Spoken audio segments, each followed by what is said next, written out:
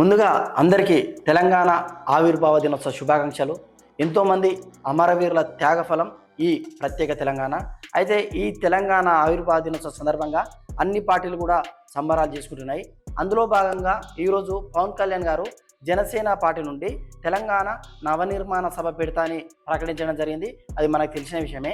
అయితే తెలంగాణ గవర్నమెంట్ దానికి నిరాకరణ చేసింది.